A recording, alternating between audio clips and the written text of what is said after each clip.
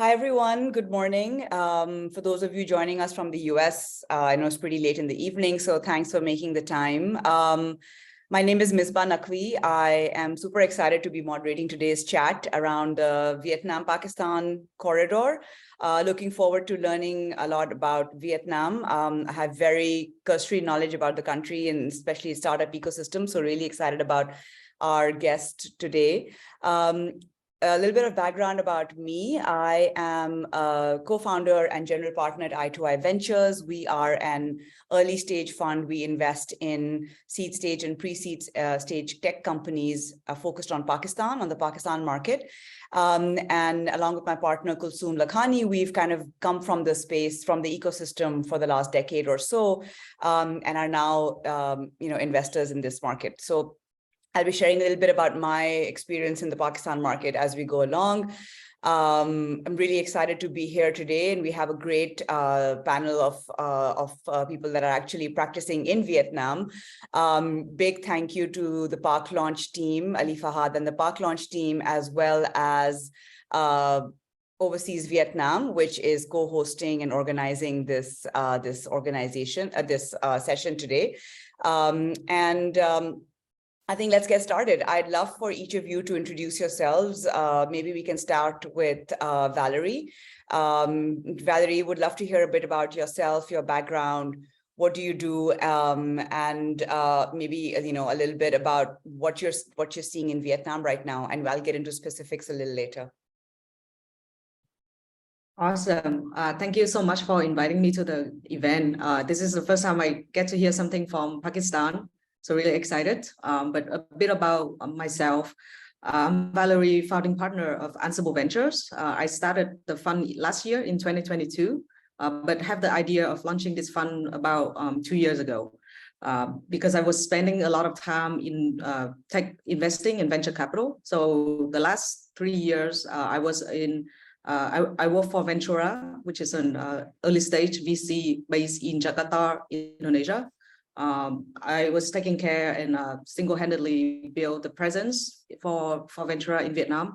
And in the span of 3 years, I invested in almost 12 companies, startups in Vietnam. And that's where I, get my long-term passion for investing in startups, especially Vietnam. So that's why I left Ventura and founded Ansible in 2022. The fund is focusing in Vietnam, obviously, even though it's a sector agnostic fund. My strategy is mostly focusing in consumer tech, including, e-commerce, D2C, social commerce, fintech, edtech, health tech, and less so on the enterprise. But that might change in 3 to 4 years. I think I can take a deep dive later on why that's my strategy, and but would love to hear from other panelists today as well. Wonderful, thank you. Who do you want to go next? Okay, sure. So for me, I'm Duy, and I'm from Within.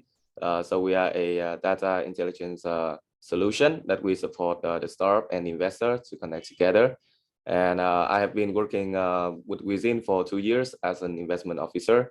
So my main task is supporting the startup to connect with the investor. And I have assisted around 100 matching meetings.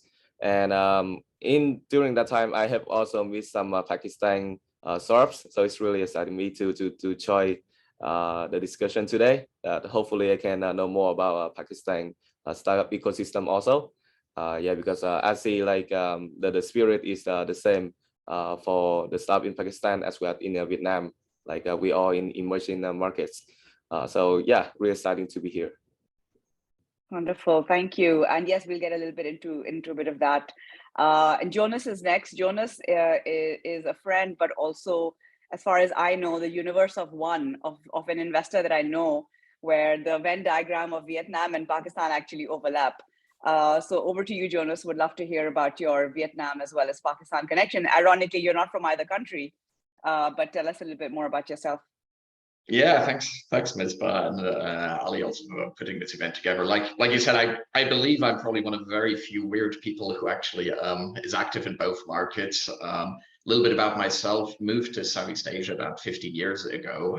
Ended up coincidentally in Vietnam in 2012 or so. Operator background, so used to run a company here. Through a Google event, actually. First became exposed to Pakistan in maybe 2015, 2016, and so visited Lahore for the first time then. And so the company that I was running in Vietnam at the point in time, a company called Silicon Straits, we ended up doing a lot of product development work. And we timed the market. I'd love to say that I was a genius, but we were extremely lucky because in 2012, nobody was looking at Vietnam for tech development, or everybody, whenever I mentioned Vietnam, everybody said, well, nobody speaks English, so what are you doing there? And from 2012 to ultimately 2015, 2016, when we exited, that completely changed with every single tech company in Southeast Asia looking at Vietnam. We ended up exiting to Grab and at 7-Eleven. And this was just kind of a time where Vietnam, it felt very misunderstood. And when I came to Pakistan in 2016, it was exactly the same feeling, because I think similar to what Val was mentioning, I had never heard of Pakistan. I, of course, had heard, but never known anything about the ecosystem, about the scene or anything. And I showed up and was just blown away by the scale and magnitude and just hunger and appetite. So yeah, fast forward in I think late 2017, 2018, helped lead the Series A in Bykea, which for the Pakistanis or overseas Pakistanis on the call, you probably have heard of that. So essentially the largest ride-hailing mobility logistics player, where today I'm still the executive chairman. And in Vietnam, meanwhile, today I'm the CEO of Timo, which is the digital leading bank in Vietnam. So a little bit of a weird operator, investor, Venn diagram, Pakistan, Vietnam, but yeah, that's me.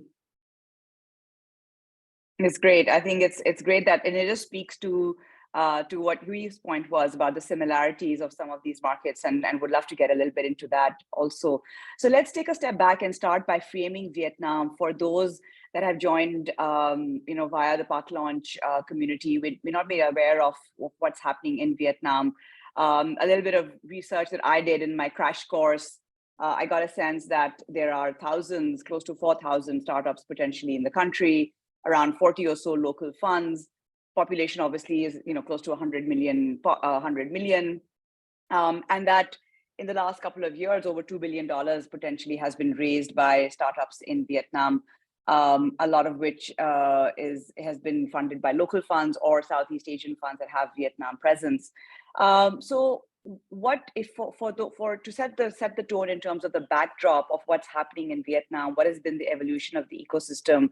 Valerie, I'll start with you. Could you talk a little bit about where Vietnam is today in terms of what are some of the key aspects of the market, and maybe a little bit of historical context, since you have been investing as a fund with now leading your own.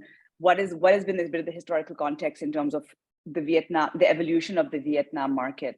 And then we'll get into a few of the specific lessons there that may be potentially interesting for us on the Pakistan side.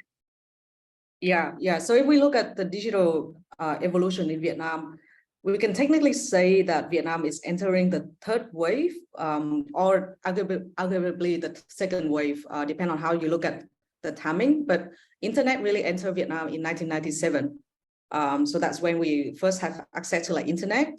And the 2000 is the first wave, right? That's where we start seeing a lot of forum discussion, such as Web.Theater, or a few other initial websites, and kind of e-commerce start to picking up and in the format of a discussion forum. But from 2000 to 2010, there were not many funding activities. And the first kind of venture capital that entered Vietnam only entered around 2006 and beyond, which was IDG Venture. IDG Venture, they start, I think they are the first VC in Vietnam. So they established a team and office in Vietnam around 2006, 2007. And the VC, the tech industry really start to have some activities from 2010 onwards. That's when, you know, a lot of current unicorn was founded. So Momo was founded around like 2010. So Momo is like an e-wallet unicorn app that's similar to kind of Paytm of India, that allow people who do transaction, transferring money online and then paying for bills online. So that's like the first wave ever of like tech startups. It took them about 10 years from 2010 to, you know, early 2020, 2020 to become like unicorns, and also get the sandbox and the legal requirement of being a digital payment, digital license to be, you know, legally recognized by State Bank of Vietnam. So it took about 10 years. And then after Momo, we also saw, you know, VNPay is another fintech as the second unicorn of Vietnam. And then we start seeing like a bunch of like unicorn, such as Tiki, who is like a e-commerce, local e-commerce in Vietnam. So I would say from 2010 to late 2019 is like the second wave, but second wave of digital transformation, but actually the first wave of tech startups. And from 2020 onwards until now, I really believe we are entering like the second wave of digital transformation, but the second wave of tech startups. So we are seeing more, you know, innovative business model out of Vietnam, and then such as Axie Infinity, which is a Web3 blockchain games. We are seeing a lot more foreign educated talents returning to Vietnam. So, you know, we're start seeing like reverse brain drain to Vietnam and then becoming like founders in Vietnam. Previously, in the previous decades, most founders are more purely like based, born and educated in Vietnam. So a smaller amount of them were actually educated in another country. So I believe we are, you know, entering the second wave of tech startups, which much more diverse set of founders, and that come with much more diverse set of investor and venture capitalists, such as myself as well. So that's my quick take on, you know, where Vietnam is right now in terms of like tech startups and digital transformation. That's super helpful. Thank you. I think it's really interesting because as I was listening to you talk about it, there were so many parallels that I can see on the Pakistan side, where we've also, you know, had sort of an ecosystem around startups for the last decade, but it wasn't until the last few years that we feel like that second wave started of founders that came in with experience. Of course, globally, we know that we were, you know, in a sort of the heydays of VC in any case, with a lot of funding going towards startups at the global level. And so I'm interested in like what role has the regional position of Vietnam played in some of this knowledge transfer. So in terms of, Jonas, I'll come to you. In terms of business models that we're seeing, I mean, obviously, I think we know, but we talk about Singapore, Thailand, and Vietnam as like sort of a golden triangle. But outside of that as well, like what are some of the startups that came up and have really done well in Vietnam? Have they picked up from regional markets? Have founders learned from regional markets in Southeast Asia? And if so, what is that symbiotic relationship been like? Because you know, unlike Pakistan, which is not necessarily not Southeast Asia, the Southeast Asia ecosystem is thriving quite a bit, and there's a lot of diversity, but there's a lot to learn from each other as well. What has been the experience, in your opinion, on the Vietnam side as being part of that Southeast Asian startup ecosystem, and how has it impacted the way Vietnam's own economy and startup space has developed? Yeah, it's a tough question because, of course, everybody has a different experience. But one thing that I would say is when I first moved to Singapore in 2008, I was pitched that Singapore is a gateway to Southeast Asia, and it's kind of the hub, and everything kind of radiates out from Singapore. Of course, I was young.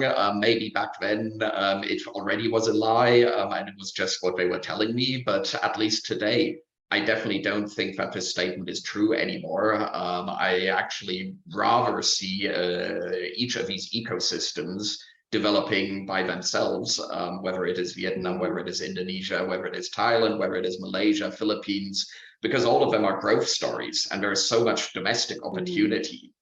It is not necessarily the case that you from day one on would be going regional. And I would argue, actually, if I look at Vietnam, there are relatively few companies which actually have gone regional out of Vietnam relatively early, because there's so much opportunity domestic. So looking at the companies that Valerie was mentioning earlier on, Momo is a pure Vietnam play. VNPay is a pure Vietnam play. You could argue VNG, which Vina Games started as a gaming company, has the largest messenger app in the country with Zalo. They have a strong gaming business in emerging markets all around the world, but actually this is not limited to Southeast Asia. This is very huge in Brazil and a couple of other emerging markets. So I think the idea that maybe 10 years ago often was pitched as Southeast Asia is whatever 600 million people or whatever number you use, and it's the equivalent to the EU or to the US as a bloc. I'm not quite sure whether that is in today's world true. I would argue one of the reasons why I could pull the trigger on Bykea, for example, in Pakistan, was I had seen in Saigon, in Jakarta, what these businesses were doing, and people couldn't see that from the US or from Europe because they weren't in these markets. But in some ways, Karachi and Saigon is more similar than some of the cities in Southeast Asia amongst itself, and even the strata of society. The high end of the rich people in Saigon and Karachi are similar to more similar than the rich people in Saigon and the poor people in their experienced lives. So I really think we are living in a much more diverse and not much more granular world nowadays than having this kind of big regional block thinking. Interesting. And I think while technology has really helped us in some of the emerging markets leapfrog and sort of not have to go through step by step, at the same time, it's made other markets more accessible for local players. But like you said, our markets are so huge that a lot of players just are able to get to that growth stage by focusing on our own markets. And is Vietnam sort of, how does it stand, Huy, for you in terms of regional investors as they look at these markets? Picking up on Jonas's points, is there a lot of competition that Vietnam has to compete for dollars that are coming into the country versus dollars being attracted to, let's say, Indonesia or other ecosystems that are thriving and markets which may be a little larger? How are investors seeing the Vietnam opportunity from a regional perspective? Okay, so I think for this one, as some of the experience I have when working with the regional investors here in Vietnam, I think we still have enough competitive point compared to other regions. Still, if there are some kind of regional investors, as some of my friends usually, like when they're sourcing the deals in Vietnam, they will compare the deal with all the similar like solutions from Indonesia, from Singapore. And one of the things that they put on the scale is the large of the market. Yeah, so for now, I think like for the startup in Vietnam that have a high chance to be invested in, they will be like the startup with a domain expert to really develop the solution that can have the Vietnam only. But like to reaching out the world, I think is still the gap that we are trying to figuring out. Yeah, yeah. So I think the capital is still floating to here, and then there's a concept that I know is called like time machine. So a lot of a solution from the entrepreneur they're taking to Vietnam from other region is still really promising. Yeah, that's really great. It was one of my questions further down a little later, but I'll come to it now since you brought it up. In Pakistan, we're seeing a lot of founders that have looked at business models that have worked in other markets. May not be really developed markets like Silicon Valley, but potentially Indonesia or India markets or Vietnam markets that are just a few years ahead of us. And then adapting them for Pakistan and really looking at what works locally. What has been this kind of pattern in Vietnam? Are you seeing, and Valerie, this goes back to your point earlier about the evolution of the types of founders that we're seeing in the country as well. What have you seen in terms of business models being adopted versus homegrown innovative business models in the country, and how does that compare across different sectors?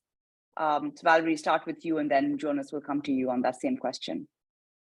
Yeah, before I answer that, I want to emphasize that there's nothing wrong with copy or, learning from other business model that already proved success somewhere else. Like, why we have to invent something new when there's already like a working model in similar country, similar like emerging countries such as like India, China, Indonesia, and then apply that to Vietnam.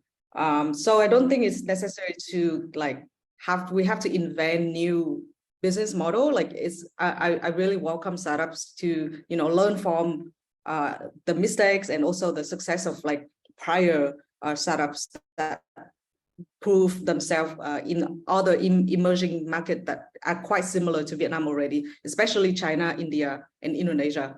So with that being said, I would say Vietnamese founders are really fast at adapting, really fast as bringing back this kind of global ambition, global unicorns and global business model back to Vietnam, and then adapting it to the country.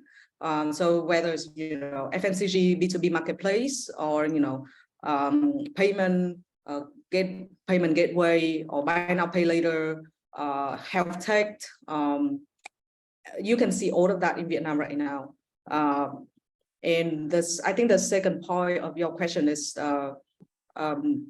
what's being funded the most. I think the top two industry right now is still, first of all, e-commerce, because of the rising consumer middle class in Vietnam. If you look at the statistic, by 2025, digital economy and e-commerce, digital economy will be bigger, but e-commerce market size by 2025 is going to be 40 billion in Vietnam alone. So e-commerce is really driving the digital economy transformations.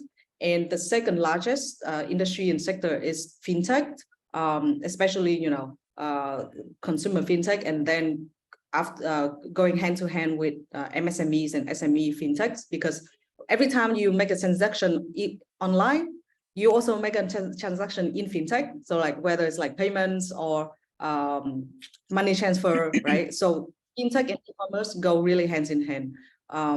So I really believe in those two sectors will be the main driver of digital economy in Vietnam in the next like at least 5 to 7 years.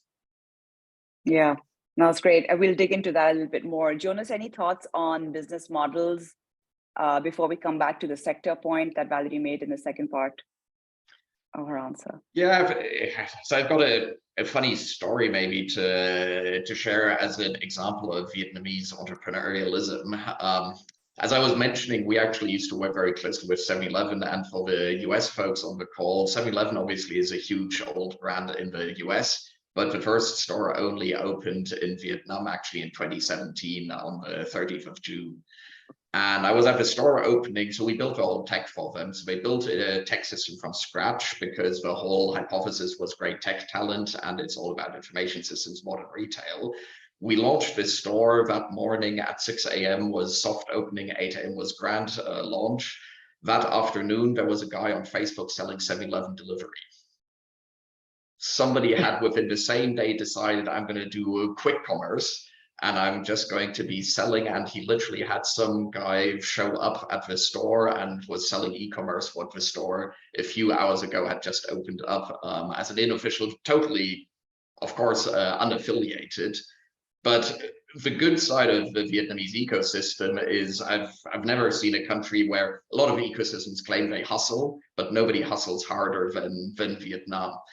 The downside of that, however, is also with a lot of these business models that there seem to be very massive hype and trend cycles where you don't have one guy then who starts selling quick commerce. You'll suddenly have 20 people pop up in the next 2 months because part of the hustle and the entrepreneurial spirit is also the belief, if that idiot can do it, I can do this much better. So the moment you see something, you have 20 people doing the same thing, but then within 6 months, the whole thing collapses and it's off to the next trend. So I do think there is one of the strengths is this hustle. And we've seen the same thing in Pakistan in the last maybe 18, 24 months as well, where you have interesting business models from overseas being tried out. Then you have suddenly 20 players doing the same thing. You have a bit of a potential risk that they all go after the lower-hanging fruit and kill each other, but nobody actually manages to reach critical mass and stick at it over time, because at the end of the day, whether it's 5, 8, 10 years, it's big companies aren't built in 1-2 years. It takes that long-term grit. But definitely this kind of inspiration from other markets and this hype cycle is very, very real across both ecosystems, I'd say. Mm-hmm. Yeah, that's interesting. And I was going to comment on the hustle, being like, we pride ourselves on really being hustlers as well. And I can see that it's an Asian trait which changes a little bit when you go from country to country and region to region. We all do it in a slightly different way. But there is this drive to actually, do better and do more. And I think I agree with you, Valerie, what you said earlier. There's nothing wrong in looking at something that may have worked somewhere else and just saying, hey, I can adapt it for Pakistan or Vietnam and maybe do better, or just, figure out how it works in my market. In terms of industry, coming back to the sectors, we've seen this before in other markets as well. Typically, the first 3 sectors that get started in large consumer economies are e-commerce, fintech, and logistics. And they're all kind of like linked a little bit together in the way that they all kind of develop and thrive. And we're starting to see this in Pakistan as well, where, similar to what you said, Valerie, in Pakistan as well, e-commerce and fintech have traditionally been the 2 largest sectors in terms of funding and in terms of the number of startups that have been coming up. But we don't have any homegrown unicorns. And I know in Vietnam that you have at least a few, both on both sides. So let's talk about fintech for a second. And what has been the evolution of the fintech space like? What has been the role of the government in terms of regulation? Has it been helping push this sector forward? You talked about licenses as well. What are some of the factors at play in terms of the fintech space taking off? And especially with, at least, if I'm not wrong, 2 of the 4 unicorns in Vietnam right now being fintech players, and potentially a lot more on the way. So what has been some of the key aspects of the way the fintech space in Vietnam has grown and has been able to support these unicorns? Whoever wants to take that. Well, I see in the chat there was a question for government policies and also how they compare between Pakistan and Vietnam, specifically for me, I guess. So maybe I can take a very first stab, and then Valerie and you can chime in. I would say on the fintech part in particular, the government policies in Pakistan actually are, in many cases, I would argue that Pakistan actually had better raw ingredients than Vietnam. So one of the things I made the point around being misunderstood earlier on, but one of the things that blew my mind was that all SIM cards in Pakistan belonged to biometrically verified identity for many, many years. So not have a whole address system, which is something that is unheard of in Vietnam. That every single phone account ultimately links to identity is extremely powerful. At Timo, we still struggle with eKYC because we have to do our own eKYC. There's a ton of offline ID documents. There's people to get a new identity card. You need to go back to your home province, register an address, all of that. From many areas, it's very difficult actually from that perspective. And purely on the identity side, Pakistan is actually in a much better, from a regulatory perspective, set up than Vietnam. However, what of course has happened in Vietnam is that I think you see just a compounding effect, which has been longer than in Pakistan. So a lot of the companies today, the unicorns, if we want to use that term, like Valerie said, they're 15 years in the making, 20 years in the making, some of them. So this is a very, very, very long compounding time period. If we look at the Pakistani ecosystem, there aren't that many companies which simply have compounded for that long. And so I think one of the lessons also, even if Valerie was mentioning IDG Ventures, the first VC fund, one of the key lessons that their managing partner always tells me is, the number one rule is just don't die in these markets, because if you stick around for long enough, given the overall market is going to evolve, that's actually good enough that you will compound. And this is, of course, getting more difficult by the day. But I wouldn't say that the Vietnamese, and I apologize if this is an official comment or an official panel, but I wouldn't say this was enabled by the government necessarily, or it was supported, but it wasn't created. The Vietnamese ecosystem was created by Vietnamese hustle. The Singaporean startup ecosystem was created by Singaporean government policy. But I wouldn't necessarily say the same for Vietnam, from what I can see. But maybe you or Val, you've got different views or experiences. Yeah, no, I agree with Jonas for the most part. I think we are a bit lacking comparing to other neighboring countries such as Singapore, Indonesia, and Philippines in terms of regulations. We took 10 years for digital payment to be recognized legally by State Bank of Vietnam. We still don't have a sandbox for P2P lending. We still don't have a sandbox for digital banking or open banking.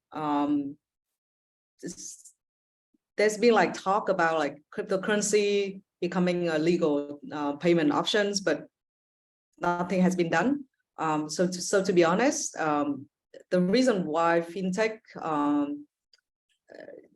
is still kind of a bit behind other neighboring country like Indonesia. I think because we don't have as open regulation for fintech for finance as open as like Indonesia, for example.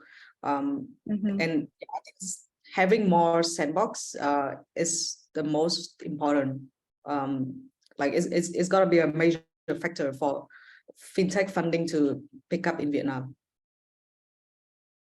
I agree with. Got it. Yeah, go ahead, Huy. Yeah, I just want to make a small comment here. Is especially during the time that I work and with the fintech companies in here, I realized like the Vietnam entrepreneurs, they have really sharp mind to adopt new solutions or even like pioneer. Like you see for the digital wallet, we can like pioneer like 10 years ago, but it took a lot of time for the regulation to create the play field for to implication. Yeah, so the thing here is we have a quick adoption, but the thing is of the progress for now, I think it's mainly come from the hustle of the founders themselves. Yeah, so the question is more of how we can sustain the solutions more than like raising like a new one and waiting and keep waiting. Even cryptocurrency or blockchain, not just Vietnam, but I think it's the gray area for the whole world. For now, even though it's really promising in the future, as some believe. Yeah, and that's such an interesting point because there's so many solutions that come up where government takes some time to catch up, and actually industry can be far ahead of it before the government realizes how to regulate. I think, unfortunately, crypto has been one space which has been so visible and has been a little daunting for governments that a lot of governments have shut down on trying to even understand or trying to at least, regulate it and then try and understand it at the same time. So where we are is that a lot of governments don't understand how it works. They are a little worried about it. They're a little scared of it. And so they'd rather just not even go there. So it has not been one of those spaces where technology can sort of come up and start thriving before the government realizes how to regulate. I think, Jonas, to your point, in Pakistan, you're right. We have had pretty good regulators in terms of trying to open things up. So we do have a digital banking structure. We have electronic money institution structures and licenses. We do have a sandbox with the Securities and Exchange Commission where startups are able to come and try out new ideas. And P2P lending has been one of those things that has been tried out by one or two startups in that space as well. But these things do often go ebb and flow based on the political situation as well, and how much of a priority the government is doing. And sometimes the role of the government is just to get out of the way, right? And not necessarily, so either you can promote and help an industry grow, or you can just get out of the way. And I think the problem comes when when it's neither one of the two and it's somewhere in the middle. So let's talk about like the evolution of the system. I think that we talked about government and regulation. I'd love to go back to a point, Valerie, that you made earlier about the diaspora. And Huy, I'm going to start with you. in terms of the role that the Vietnamese diaspora has played in the evolution of the startup space. You did mention that you're seeing more founders now that have experience elsewhere coming back to the country, reverse brain drain as well. What has been the role of the diaspora over the years in terms of either supporting the startup space, investing in it, or even coming back and actually being founders? Who do you want to get started on what you've seen in terms of maybe the investor side of things? And then each one of you, whichever aspect of that question you'd like to dig into. Who do you want to get started?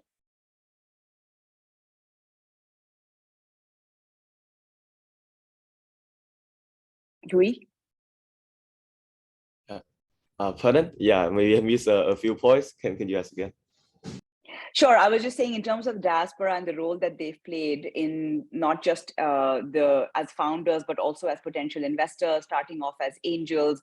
What have you seen in terms of the evolution in the Vietnamese market and the role that the diaspora has played in the startup space?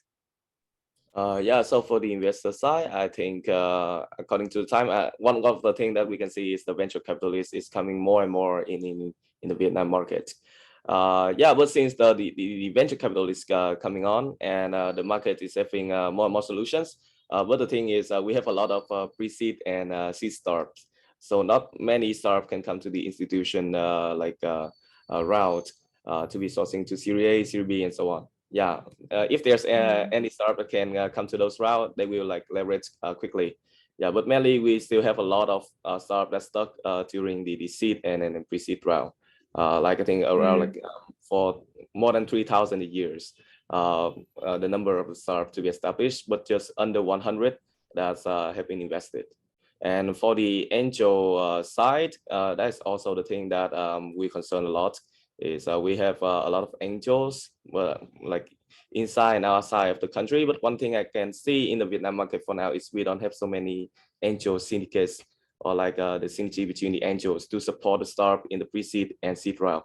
One of the partners that we work closely with is Expand in Ireland.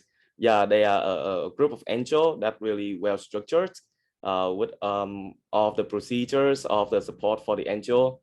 Guiding how to become an angel, but in here I think we just have only one angel network named Vietnam Angel Network, but in my observation is not so active also. So I think it's still the gap that we need to fill up in the future.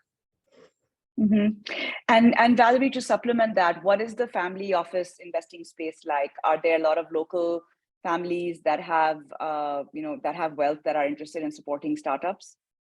Yeah, there are a couple but less than 5, which is sad because I think for a country of like 100 million population, we should see more arising like local fund and then local family office. So right now there are about like 3 to 4 active family office, Phoenix Holdings, Thiên Việt Securities. I think those two are like the 2 most active names. Phoenix was founded by Vietnamese diaspora. Thiên Việt Security, even though like they are locally Vietnamese, but they were educated in the US and then returned to Vietnam. So it's kind of have some diaspora element. Yeah, so I think those 2 are the frontier leaders of the family office scene. Hopefully we'll see more that family office from Vietnam investing in tech startups. Yeah. Great. And then what has been the engagement? I mean, I'm speaking from personal experience. We've seen in markets like Pakistan, at least in Pakistan, we've seen that a lot of the early stage angels were either local or diaspora because they felt some level of comfort with the country. There was an affinity there was a connection there, and they wanted to support startups in Pakistan. And then some family offices got involved, and now we have some early stage funds. What is the early stage funding landscape like, Jonas, on the institutional investor side in Vietnam? To be honest, I'm not sure I can very knowledgeably talk about that because I haven't been raising early stage in Vietnam for a while, and at least in my experience, it changes very, very quickly. So a lot of the funds that have been established in the last 2 years are funds that obviously focus at that stage, but I have very, very little exposure to. So maybe you would get a more knowledgeable answer from Val or from you. Yeah, so I think, I mean, the reason I was also asking that is because in Pakistan, we have a few local funds, maybe 6 to 8 of us that got started. You know, the challenge has been to invest in Pakistan, but potentially raise both from Pakistan and outside the country as well. So Valerie, in terms of early stage investing in Vietnam right now, is the majority of funding for early stage startups still coming from within the country, or is it mostly coming from funds that may be regional or outside the country that are looking in as at the Vietnamese opportunity? Yeah, before we answer that, I would like to emphasize that 80% of like funding activity in Vietnam right now is early stage. So like Series A and downward, so like seed, pre-seed in Series A to Series A. So growth stage is still really like lacking, and less activity in the growth stage, like Series B and above. I think that like it's really hard to count like number of Series B ready startups in Vietnam. So with 80% of like funding activity in early stage, within that, I think majority is coming from Singaporean fund with Vietnam representative, and about like less of that is coming from like local fund. But I'm hoping and I'm seeing more and more like you know, local fund actually taking the lead of this early stage funding round. So hopefully there will be like 50-50 in the future, but right now it's looking more like 70-30. Mm-hmm. Yeah, that's so- similar to Pakistan, and I think those of us that are in the market are very consciously trying to not only help the startups that we've invested in get to that growth phase, but also be able to attract growth phase funding from investors that may be later stage. Jonas, you've had a ringside seat to that, you know, being an investor in Bykea that has raised later stage funding. What would you like? What are your thoughts on that, both from a Vietnam as well as Pakistan perspective? Yeah, I think that is something where simple economics actually give the answer, because like Valerie said, you have a lot of early stage funding activity in Vietnam because that's where your opportunities are. But if you're ultimately a fund structure on a 220 commercial model, in order to make enough money for it to work, if you're trying to be a Series B, C fund, you'll have to have at least somewhere in the 150, 200, $300 million corpus. Deploying that amount of capital across Series B only in Vietnam is really, really, really difficult. I would argue what Valerie was mentioning, even with the 2 phases of the ecosystem, actually the big unicorns all come from the first half of that first wave of tech startups. There's very, very little. I would almost argue that there is the same amount of mid-stage companies as late-stage companies in Vietnam today. So there's a Kyot Viet or so. There is, of course, we would like to count Timo at that kind of stage, but it's a handful, and it's a handful of giants. But therefore, there's just not enough scale for local growth stage funds. It needs to be regional. And I think that's exactly the same in Pakistan. There is Bykea as a local champion. There is maybe 2-3 others. There is now maybe an Abipay, there may be a Bazaar or so, 2 or 3, but there's not enough to actually attract enough funds that could only focus on a single country strategy. So I think we'll have to wait a few years for that to happen. But the good news is, a few years ago, there wasn't enough early stage even to justify a $5, $10, $15 million fund only focused on a country. But as the ecosystem matures, obviously that changes. Having said that, capital moves much, much, much faster than companies are being built. So I think the lag or the limiting factor here is on the entrepreneur side. It's on us as operators, not on the fund side. That's going to follow, and that's going to come.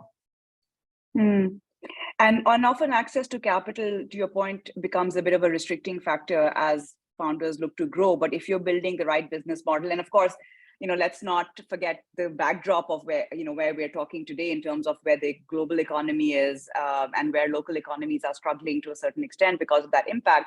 We're not trying to see that rush of capital to emerging markets like we were seeing in the last 2 years, and things have slowed down quite a bit. But I do believe that the good business models and the good founders will continue to attract the capital. So I agree with you, Jonas, that it's about building in both markets. It's about building the businesses that are actually going to continue to thrive and grow, and the money will come. But having said that, both of us are operating, well, all of us are operating in 2 markets which are very big. And I know, Valerie, I keep going back to some of the things you touched upon earlier, but you said this earlier in terms of needing to grow outside the country versus looking at your own market. What are some of the things that potentially interest you for companies that may look to go outside Vietnam? I know from a Pakistan perspective, we're already seeing some models. In fact, one of our portfolio companies, Abhi, which Jonas also mentioned, has already expanded to Bangladesh and UAE. And that's because for fintechs, which is basically a little bit easier to replicate because it's not that operationally heavy, there are opportunities to start leveraging other markets before you've necessarily tapped into your own. For more operationally heavy markets, it's a little harder. So what are you seeing in terms of Vietnamese companies looking at regional? Is Pakistan even on that list of potential companies or industry countries to expand to? Or when Vietnamese companies think regional, what are some of the areas that they might be looking to get into, both from a sector as well as a region perspective? Yeah, so it really depends on what models the entrepreneurs are pursuing. For example, if they are working on gaming, then they have to go global from day one. And that is, VNG, that's Axie Infinity, and that's like OneSoft, that's like Sense Park, and so many other like games startups in Vietnam, game company in Vietnam. They have global players from day one. And most of their active users are actually not even in Asia. Like most of the active paying users are like US, Brazil, Colombia, Europe, and so on. So for gaming entrepreneurs, they go global from day one.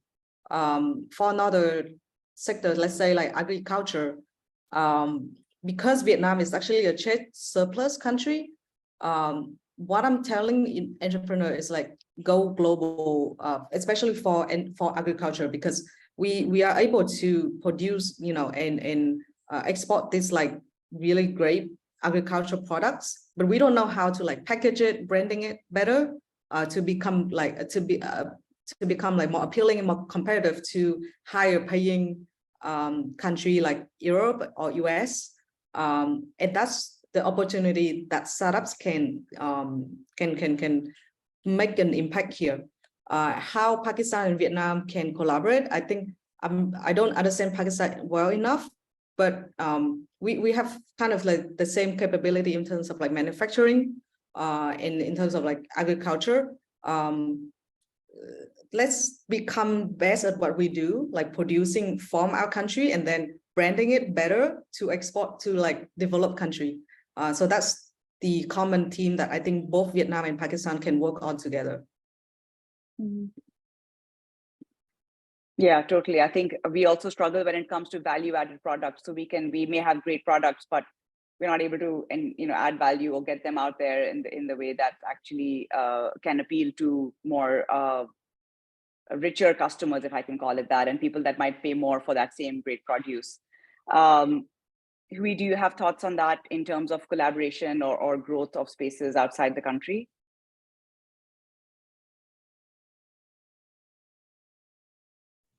For me, to talk about the collaboration between Vietnam and Pakistan. Yeah, so for some of the startups that I have a chance to meet in Pakistan, they also in agriculture. And yeah, we found a similarity between the necessary of the agriculture and as well as retailing. Yeah, so that's where the point that I found. And yeah, so luckily for that, like a startup that I supported, we can have that Pakistan startup to connect with the fund in here in Southeast Asia. So it's quite cool at that time. Yeah, so I think just like I said, it depends on the market also. So if Like we have a fund that are like looking on around Asia, and the solution is well enough for the market. I think it's still a lot of chance for like no matter where you are to really seeking for the fund. And in terms of the collaboration, just like Miss Van, I'm not really understand the Pakistan market well enough. Yeah, but I do see if we have some similarity in terms of the market, in terms of the stage, we can share the experience, and even we can make some joint venture together to develop both sides market.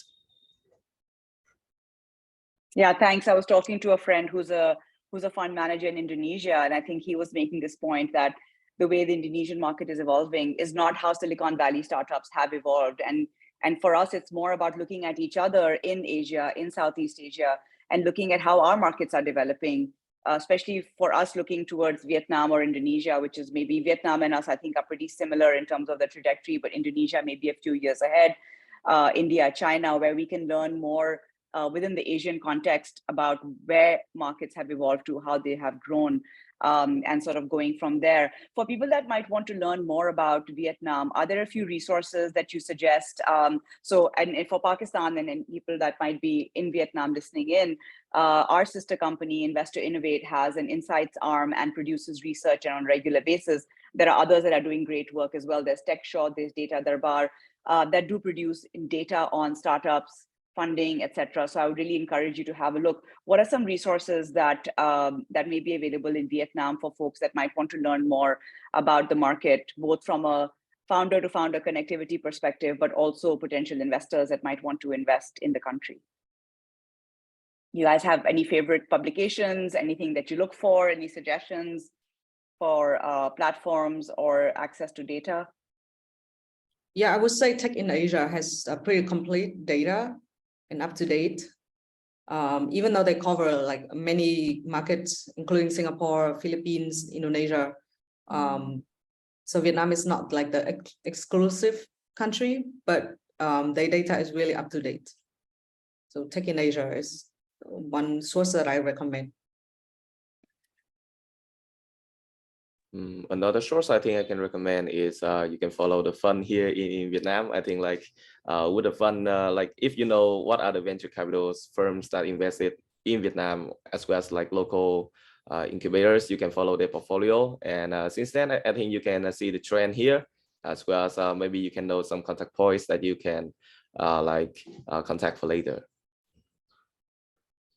Sure, I think sessions like this are really helpful. So again, shout out to Park Launch and Overseas Vietnamese for getting us to get started talking together. And I think more of this engagement of like each other, looking at what's happening would really help all of us. I think there's a question in the chat, which I'll get to before I have a closing question for all of you, which is, would I invest in Vietnam?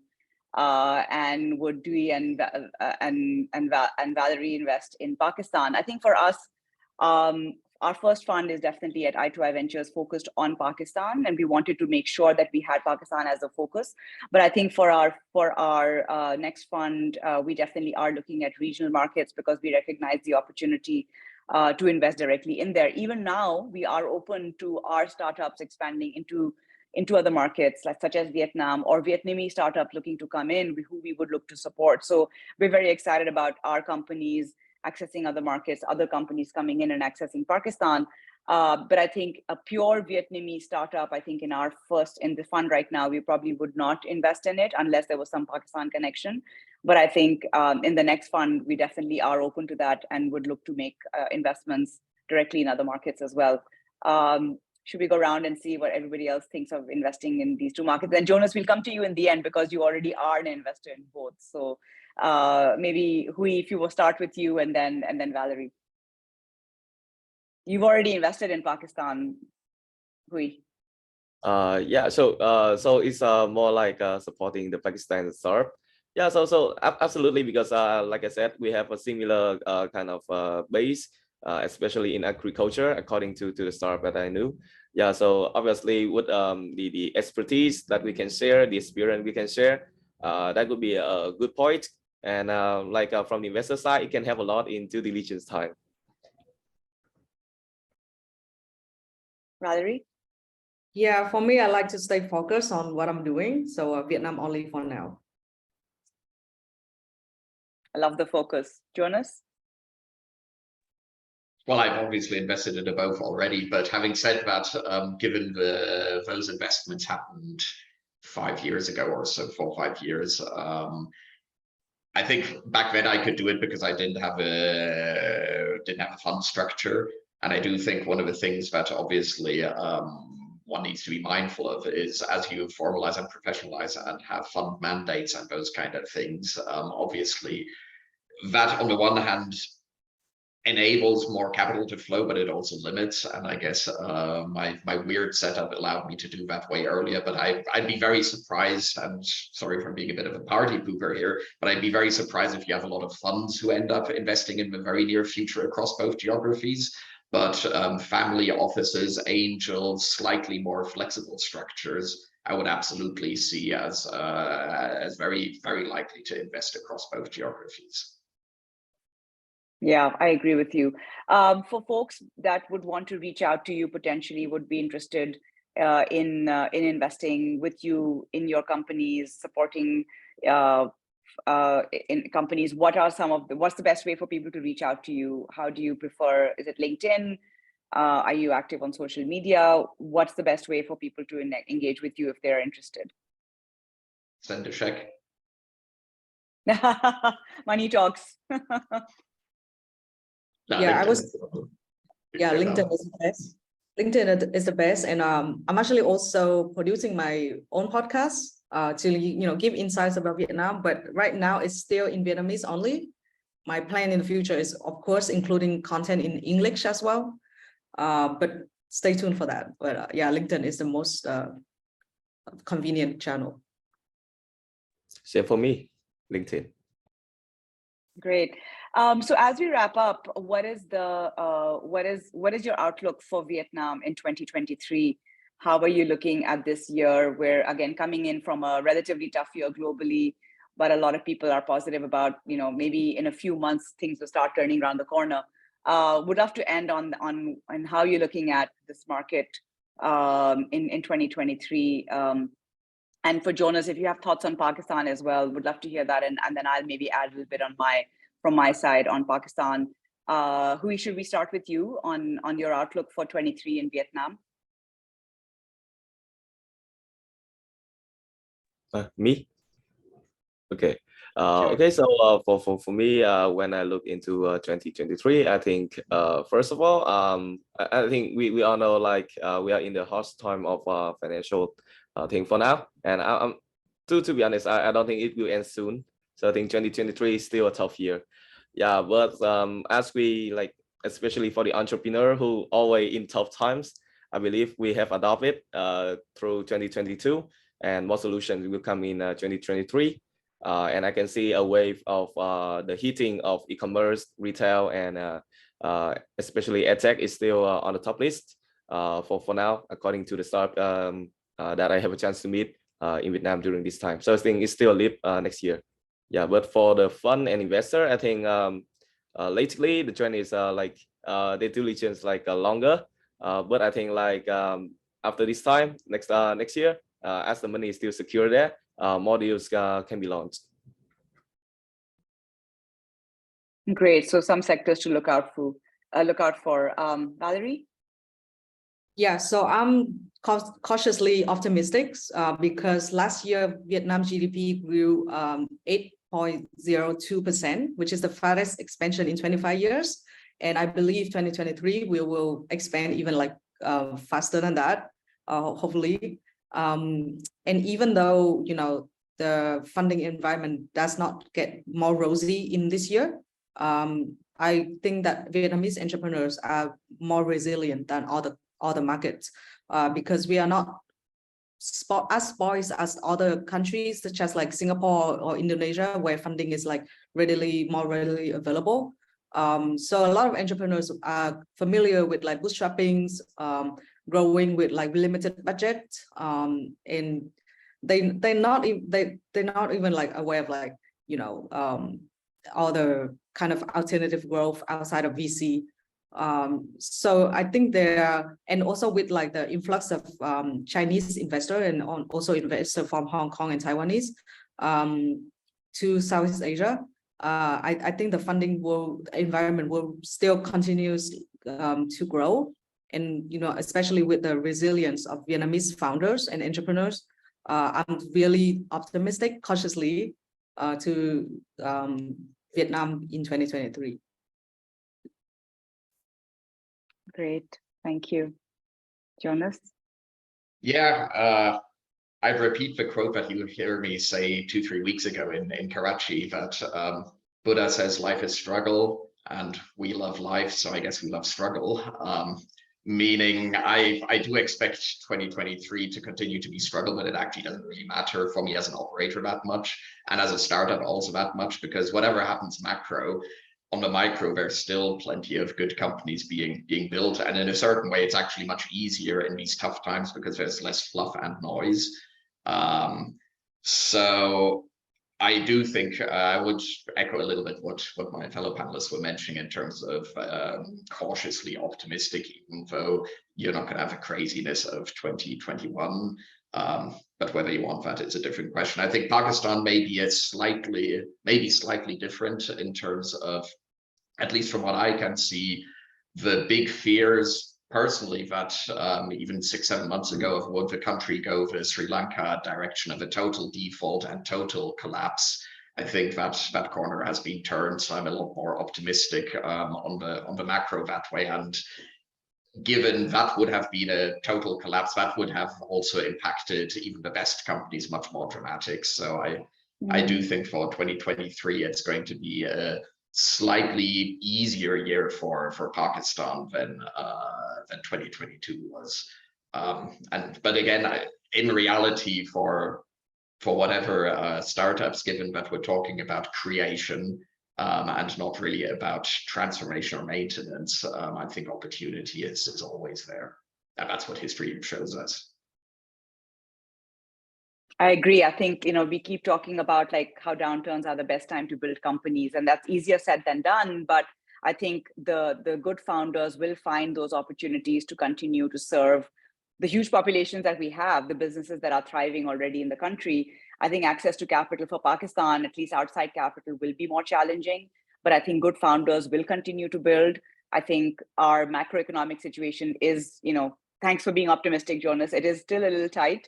I think it's that going into the first half of this year is definitely going to be tightening of belts, but that's also when you'll start seeing the better founders come out on the other side stronger. And a lot of people that raised money, you know, may not be able to continue raise money. Those that raised in 21 and 20, but that may not be a bad thing in some cases. I think generally for us as well in Pakistan, we are optimistic about the medium to long-term outlook for the country. I think the next 6 months or first part of this year is going to continue to be tough.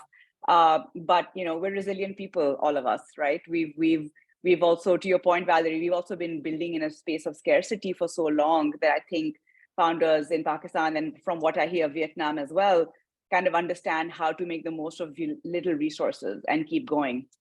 And that's what we're betting on. We're betting on those strong founders that will continue to find those bright sparks in all of our markets and continue to build. So hopefully on that positive note, we will end, and thank you so much for your time.